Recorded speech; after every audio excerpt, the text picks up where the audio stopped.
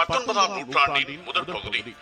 நாடே பிரிட்டிஷார் ஆட்சியில் அவர்களின் கண்ணசைவுக்கு கட்டுப்பட்டு நடந்து கொண்டிருந்தது. எதிர்ப்பு தெரிவித்தவர்கள் சிறையில் அடைக்கப்பட்டிருந்தனர். அந்த சமயத்தில் கோயம்புத்தூர் மாவட்டம் கலங்கல் கிராமத்தின் அருகே சாலையில் இருசக்கர வாகனத்தில் பயணம் செய்து கொண்டிருந்தார் ஒரு ஆங்கிலேய அதிகாரி. சிறிது நேரத்திலேயே அவர் சென்ற வாகனம் இயங்க மறுத்தது. உடனே வாகனத்தில் இருந்து இறங்கி என்ன பழுது என நோட்டத்தை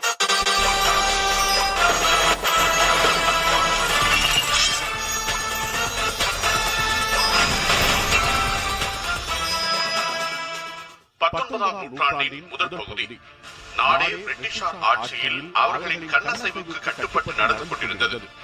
எதிர்ப்பு தெரிவித்தவர்கள் சிறையில் அடைக்கப்பட்டிருந்தனர்.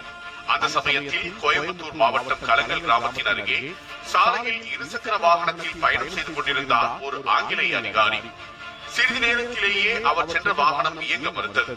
உடனே வாகனத்தில் இருந்து இறங்கி என்ன பழுது என நோட்டமிட்ட அதிகாரி அவ்வழியாக சென்ற இளைஞனிடம் கொஞ்சம் மண்ணெண்ணையும் சிறிய அளவிலான துணி ஒன்றையும் கொண்டு வா என்றார். அவர் கேட்டதை கொண்டு வந்து கொடுத்துவிட்டு அவர் என்ன செய்கிறார் என பவ்யமாக பார்த்துக் கொண்டிருந்தார் இளைஞன். குதிரையோ மாடோ இழுக்காமல் தன்னிச்சையாக இந்த வாகனம் எப்படி பயணிக்கிறது என்பதுதான் அந்த இளைஞனின் கேள்வி. மண்டையை குடைந்த அந்த கேள்விக்கு இளைஞன் விடை கண்டறிந்த போது இந்த நாடை போற்றும் விஞ்ஞானியாக உயர்ந்திருந்தார். ஆண்கள் பயன்படுத்தும் ட்ரிம்மரை முதலில் கண்டுபிடித்து உலகுக்கு அறிமுகம் செய்தது அந்த இளைஞன் தான். நாட்டிலேயே முதல் தொழில்நுட்ப கல்லூரி, முதல் நவீன பேருந்து நிலையம், இருசக்கர வாகன உற்பத்தி தொழிற்சாலை, கடிகாரம், பேனா, கால்குலேட்டர் என பல்வேறு தொழில்நுட்ப வளர்ச்சிகளுக்கும் தொடக்க புள்ளியாக இருந்த அந்த இளைஞன் தான் இந்திய அறிவியல் மாமேதைகளில் ஒருவரான கோபால்சாமி துரைசாமி நாயுடு என்கிற டிடி நாயுடு. தமிழகத்தின் கோயம்புத்தூரில் இருந்து சரியாக 1 மணி நேர பயண தொலைவில் இருக்கிறது கலங்கல் கிராமம். நவீனத்தின் எந்த முகத்தையும் பார்த்திருக்காத இக்கிராமத்தைச் சேர்ந்த விவசாயி கோபால்சாமி அல்லம்மாள் தம்பதிக்கு 1893 மார்ச் 23 மகனாக பிறந்தார் துரைசாமி. ஆரம்ப கல்வியை லட்சுமி நாயக்கன் பாளையம் கிராமத்தில் பயின்றார். ஆனால் துரைசாமி நாயுடுவுக்கு பள்ளிக்கு செல்வதில் ஈடுபாடு இருக்கவில்லை. ஆசிரியர் கண்டித்து பார்த்தாலும் தேர்வதாக இல்லை. மேலும் வகுப்பில் குறும்புத்தனத்துடன் இருப்பதாக ஆசிரியர் கூறியதால் மகனது போக்கு அவரது தந்தைக்கே பிடிக்காமல் போனது. இவனை வழிக்கு கொண்டு வர வேண்டும் என்றால் இப்படித்தான் செய்ய வேண்டும் என நினைத்த கோபால்சாமி தோட்டத்து வீட்டில் தங்க வைத்து படிப்புதான் வரல வேலையாவது செய்ய என்று கூறினார். பகல் முழுவதும் வேலை, இரவில் ஏதேனும் தனக்கு பிடித்த புத்தகத்தை படிப்பது. படிப்பது என்பது படங்களைத்தான் அதிகம் கவனித்தார். அந்த சமயத்தில் தான் வரப்பில் நடந்து சென்று கொண்டிருந்த போது வயலில் கிடந்த பாட்டிலை கண்டார். அதில் ஆங்கிலத்தில் எழுதப்பட்டிருந்தது. மொழி தெரியாததால் அப்பகுதியில் இருந்த ஆங்கிலேயரிடம் இதில் என்ன எழுதியிருக்கிறது என கேட்டார். இது அமெரிக்காவில் தயாரிக்கப்பட்ட பார் டேவிஸ் எனும் வலி நிவாரணி என்றார் அந்த அதிகாரி. அவரது உதவியுடனே அமெரிக்காவில் இருந்து வலி நிவாரணியை இறக்குமதி செய்து மக்களுக்கு குறைந்த லாபத்தில் விற்றார் நாயுடு. சிறு வயதில் இருந்தே அவரது சிந்தனையும் செயலும் எளிய மக்களின் வளர்ச்சியை நோக்கியே இருந்தது. அதை மேற்பிக்கும் வகையில் விவசாயிகளின் கூலியை உயர்த்தச் சொல்லி பண்ணையாளர்களிடத்தில் வலியுறுத்தினார். கோரிக்கைகள் நிறைவேறவில்லை. அதற்கு பதிலாக தான் சம்பாதித்த பணத்தை கூலி விவசாயிகளுக்கு கொடுத்தார். புதிய புதிய விஷயங்களில் அதிக ஈடுபாடு காட்டும் டிடி நாயுடுவின் வாழ்க்கையை மாற்றிய தருணம் ஒரு ஆங்கிலேயர் போலவே அரங்கேறியது. இருசக்கர வாகனத்தில் சென்ற அதிகாரியின் வாகனம் ஏன் பாதியில் நின்றது என்ற கேள்விதான் அவரை வேறொரு கோணத்தில் யோசிக்க தூண்டியிருந்தது. இந்த நிகழ்வு நடந்த அடுத்த நாளே கோவைக்கு புறப்பட்டார் நாயுடு. கையில் பணம் இல்லை, சாப்பாட்டுக்கு என்ன செய்வது? ஒரு உணவு விடுதியில் மாதம் 3 ரூபாய் சம்பளத்துக்கு சர்வராக வேலைக்கு சேர்ந்து விட்டார். ஒரு வழியாக 3 ஆண்டுகள் உருண்டோட கையில் 400 ரூபாய் சேமிப்பு கிடைத்தது. மீண்டும் எண்ணி பார்த்தது அவரது கனவு. உடனே பிரிட்டிஷ் வருவாய் அதிகாரி லாங்கஷைரை பார்க்க புறப்பட்டு விட்டார் நாயுடு. தொழில்நுட்பங்கள் மீதான நாயுடுவின் ஆர்வத்தை கண்டு வியந்த லாங்கஷைர் அவரிடமே தனது இருசக்கர வாகனத்தை விட்டுவிட்டார்.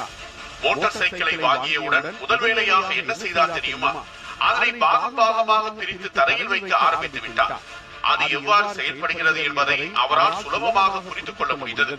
வண்டி பாகங்களை மீண்டும் தானே இணைத்து அதன் தன்மையை முற்றிலுமாக உள்வாங்கிக் கொண்டார். சில வருடங்களுக்கு பின் ஒண்டிப்புதூரில் உள்ள பருத்தி ஆலையில் வேலைக்கு சேர்ந்தார். தானே ஒரு பருத்தி ஆலையை கோவை சிங்கநல்லூரில் நிறுவினார். தனது தொழிற்சாலையில் சில புதுமையான தொழில்நுட்பங்களையும் அறிமுகப்படுத்தினார். கிட்டத்தட்ட 1 லட்சம் ரூபாய் வரை பருத்தி ஆலை லாபம் ஈட்டியது. அப்படியே பருத்தி வியாபாரத்திலும் ஈடுபட முடிவெடுத்து பம்பாய் சென்றார்.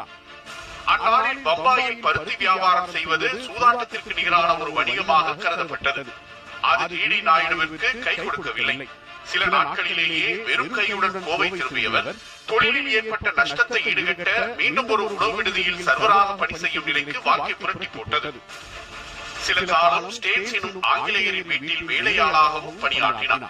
அப்போது ஷெவர்லே ட்ரக்குகளை வெளிநாட்டில் இருந்து இறக்குமதி செய்து விற்பனை செய்து வந்தார் ஸ்டேட்ஸ்.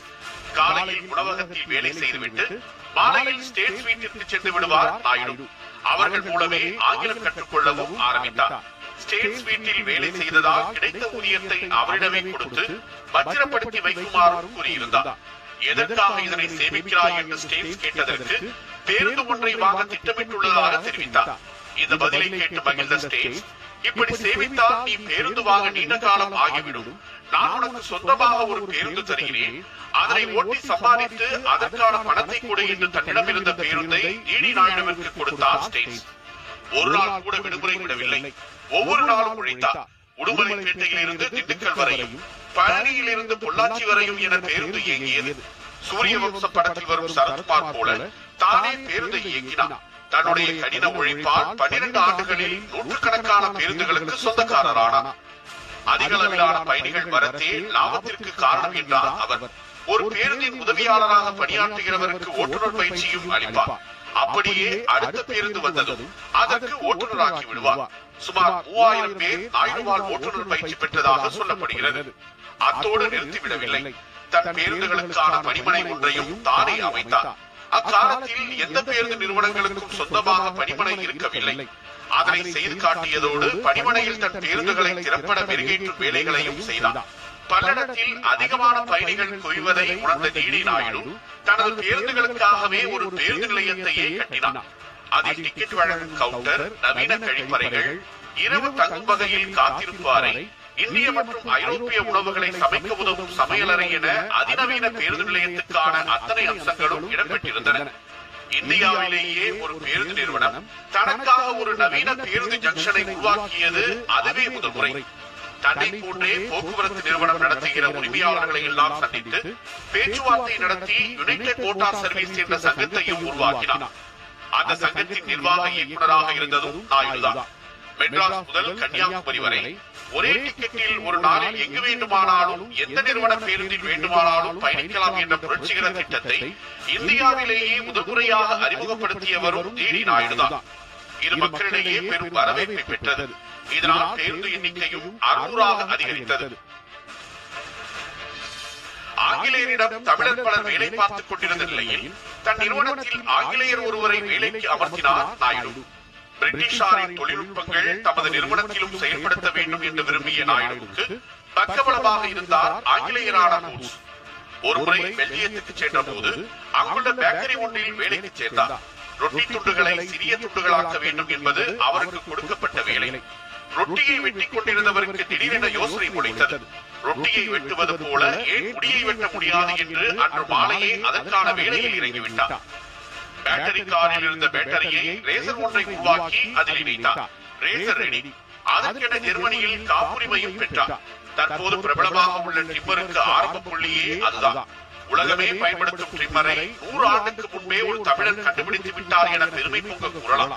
நாயுடு கண்டுபிடித்த மின்சார ரேசருக்கான பிளேட் மற்றும் ரேசரை உற்பத்தி செய்து அமெரிக்கா மற்றும் ஐரோப்பாவிற்கு விட்டார்.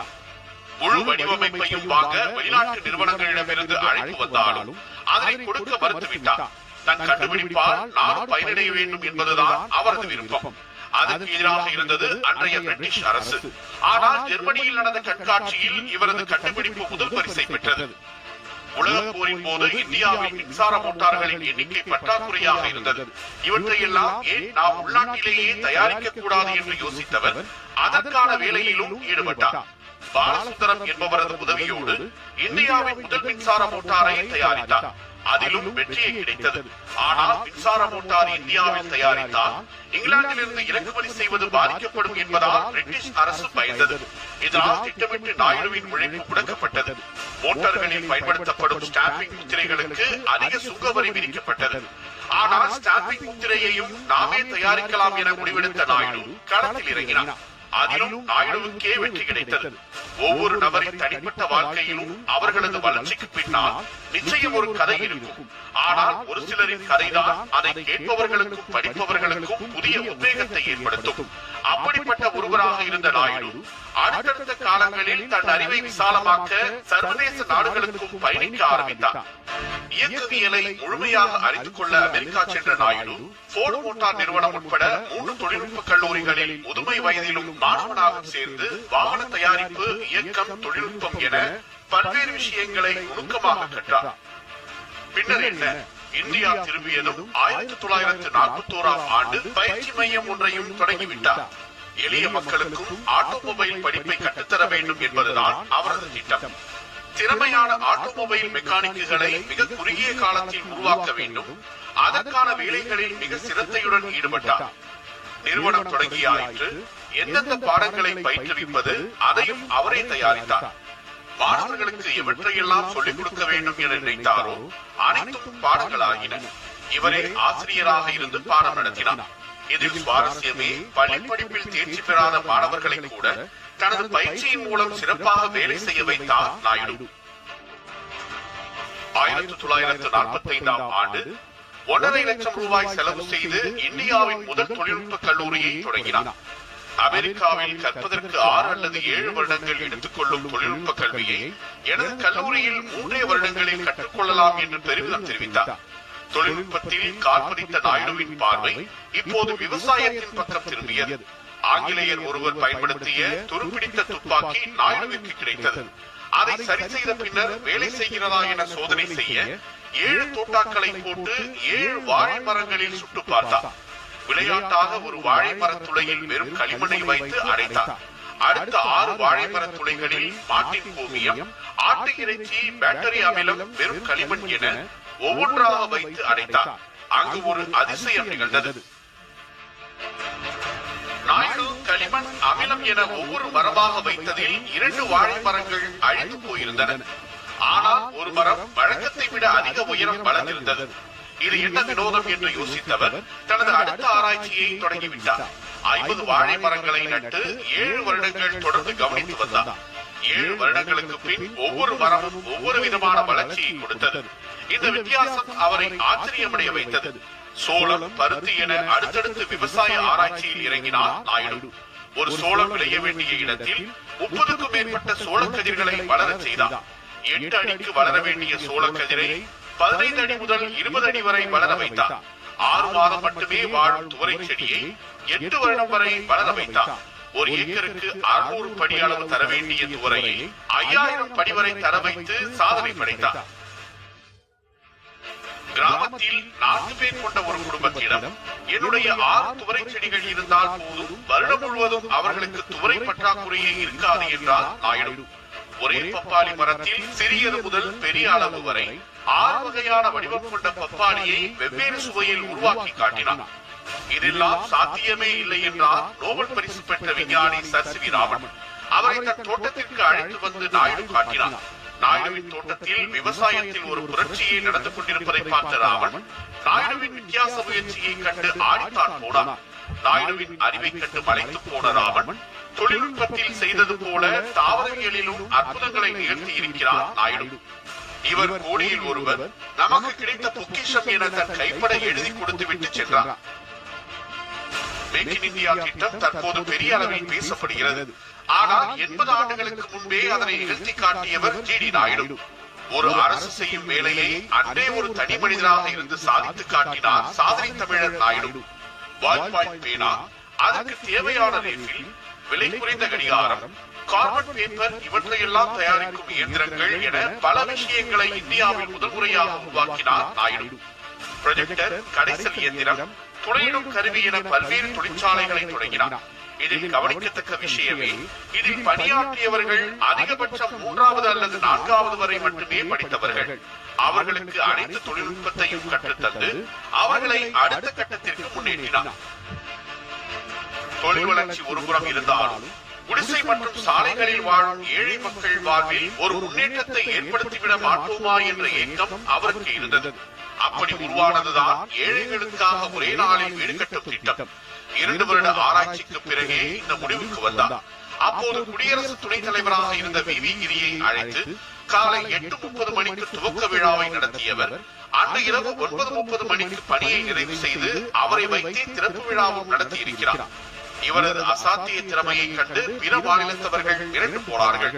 தான் கண்டுபிடித்த வீடு கட்டும் வழிமுறையை பின்பற்றினால் 4 வருடத்தில் நாட்டு மக்களின் வீட்டு பற்றாக்குறையை சொந்தமாக வீடியோ பதிவு செய்யும் கேமராவை வைத்திருந்தார். மாணவர்கள், விஞ்ஞானிகள், தலைவர்கள் என தன்னை சந்திக்க வரும் அனைவரையும் புகைப்படமும் வீடியோ பதிவும் செய்வது அவரது வழக்கம். தனக்கென ஒரு ஸ்டுடியோவையே அமைத்திருந்தார். ஜெர்மனியின் டசால்டாப் தெருக்களில் வேட்டி சட்டையுடன் சுற்றிக் கொண்டிருந்த ஜிடி நாயுடுவை அந்நாட்டின் போலீசார் அழைத்து விசாரித்தனர். பெரியார், அம்பேத்கர், காந்தி, நேரு, இந்திரா காந்தி, காமராஜர், கருணாநிதி ஆளுமையை கண்டு பிற மாநிலத்தவர்கள் மிரண்டு போனார். 2 வருட ஆராய்ச்சிக்கு பிறகே இந்த முடிவுக்கு வந்தார். அப்போது குடியரசு துணைத் தலைவராக இருந்த வி கிரியை அழைத்து காலை 8:30 மணிக்கு துவக்க விழாவை நடத்தியவர் அன்று இரவு 9:30 மணிக்கு பணியை நிறைவு செய்து அவரை வைத்தே திறப்பு விழாவும் நடத்தியிருக்கிறார். இவரது அசாத்திய திறமையை கண்டு பிற மாநிலத்தவர்கள் மிரண்டு போனார்கள். தான் கண்டுபிடித்த வீடு கட்டும் வழிமுறையை பின்பற்றினால் 4 வருடத்தில் நாட்டு மக்களின் வீட்டு பற்றாக்குறையை தீர்க்கலாம் என நம்பினார். கேமராக்கள் மீதும் புகைப்படம் எடுப்பதிலும் ஆர்வம் கொண்டவராக இருந்தார் நாயுடு. சொந்தமாக வீடியோ பதிவு செய்யும் கேமராவை வைத்திருந்தார். மாணவர்கள், விஞ்ஞானிகள், தலைவர்கள் என தன்னை சந்திக்க வரும் அனைவரையும் புகைப்படமும் வீடியோ பதிவும் செய்வது அவரது வழக்கம். தனக்கென ஒரு ஸ்டுடியோவையே அமைத்திருந்தார்.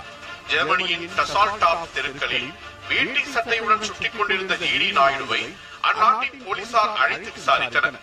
பெரியார், அம்பேத்கர், காந்தி, நேரு, இந்திரா காந்தி, காமராஜர், கருணாநிதி, எம்ஜிஆர், வாஜ்பாய் என தன்னை பார்க்க வந்த பலரையும் தன் கேமரா வழியே படப்பிடித்திருக்கிறார். பெரியாருடனும் திராவிட கழகத்துடனும் தொடர்ந்து நெருக்கமாக பயணித்தார் நாயுடு. ஜிடி நாயுடுவின் கண்டுபிடிப்புகளின் மீது பெரியாருக்கும் மிகுந்த மரியாதை இருந்தது. ஆனால் தமது கண்டுபிடிப்புகளுக்கு மத்திய அரசு அதிக அளவில் வரி போட்டதை கண்டித்து 1954 ஒரு நிகழ்ச்சிக்கு ஏற்பாடு செய்தார் நாயுடு. நம்மால் கண்டுபிடிக்கப்பட்ட பொருட்களை பொதுமக்கள் மத்தியில் உடைப்பதற்காகவே ஏற்பாடு செய்யப்பட்ட அந்த நிகழ்ச்சி பெரியார், அண்ணா, மோகன் குமாரமங்கலம் என பலரும் பங்கேற்றனர். இறுதியாக பேசிய பெரியார், நீங்கள் செய்த காரியம் பைத்தியக்காரத்தனமான காரியம் என பேசினார். முட்டாள்தனம் என்ற சொல்லை வாபஸ் வாங்குமாறு கூட்டத்தினர் கூச்சலிட்டனர். ஆனால் பெரியார் அதனை பொருட்படுத்தாது தொடர்ந்து பேசினார். நீங்கள் ஏன் உங்கள் கண்டுபிடிப்பை உடைக்க வேண்டும்? இதற்கு காரணமான டில்லி ஆட்சியை அல்லவா உடைக்க வேண்டும் என்றார். எத்தனை எதிர்ப்புகள் வந்த போதிலும் நாயுடு துவண்டு போனதில்லை.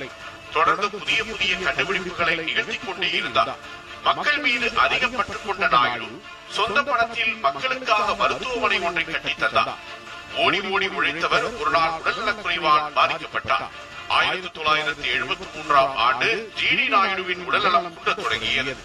தன்னிடமிருந்த அனைத்து பேருந்துகளையும் விற்று அதிலிருந்து பெற்ற பண மொத்தத்தையும் பள்ளிகள், நிறுவனங்கள், அரசு சாரா அமைப்புகளுக்கு நன்கொடையாக வழங்கினார். 1974 ஜனவரி 4ஆம் தேதி இயற்கை அவரை அழைத்துக் கொண்டது. ஆனால் தன் இறுதி நாள் வரை தொழில்நுட்பங்களின் மீதான அவரது ஆர்வம் குறையவே இல்லை. அவர் மறைந்தாலும் அவரின் அறிவியல் கண்டுபிடிப்புகள் மூலம் இப்போதும் வாழ்ந்து கொண்டுதான் இருக்கிறார். மான்செஸ்டர் ஆஃப் இந்தியா என கோவை அழைக்கப்படுவதற்கு பின்னால் இருந்த அந்த உழைப்பாளி சாட்சாத் நாயுடுதான். அவர் புகழ் இந்த வாழுள்ள வரை இருக்கும்.